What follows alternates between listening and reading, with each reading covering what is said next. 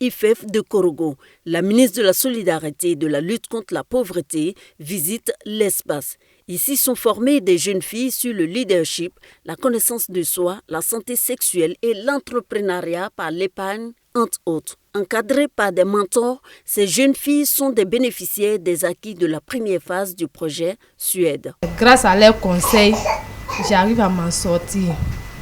Et puis au niveau du commerce aussi, j'arrive à me débrouiller beaucoup.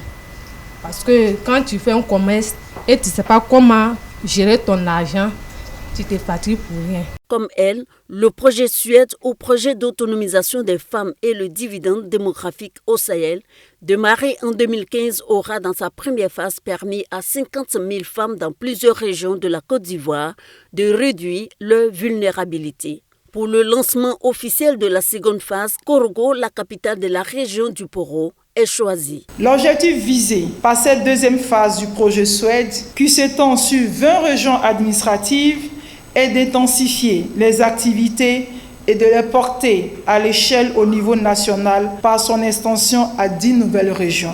La phase 2 du projet Suède cible 800 000 filles à risque dans les zones d'intervention sélectionnées, dont au moins 6 900 filles seront atteintes directement et au moins 191 000 filles touchées par la formation sur la santé sexuelle. Montant investi par l'État ivoirien, plus de 35 milliards de francs CFA. Un projet cher au gouvernement et rappelé par le ministre de la Communication des médias de la francophonie, Amadou Coulibaly, représentant le Premier ministre Patrick Hachi. Le programme social du gouvernement entend tirer parti de la mise en œuvre de ce projet en Côte d'Ivoire.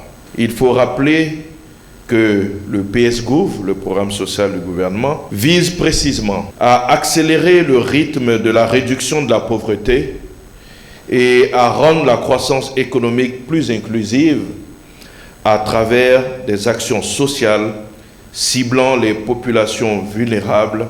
Action sociale dans la continuité du travail réalisé par Maria Toukone, actuelle ministre de l'Éducation nationale et ancienne autorité de tutelle pilotant la première phase du Suède. Un projet porté par 13 pays africains, dont la Côte d'Ivoire, la Mauritanie et le Niger.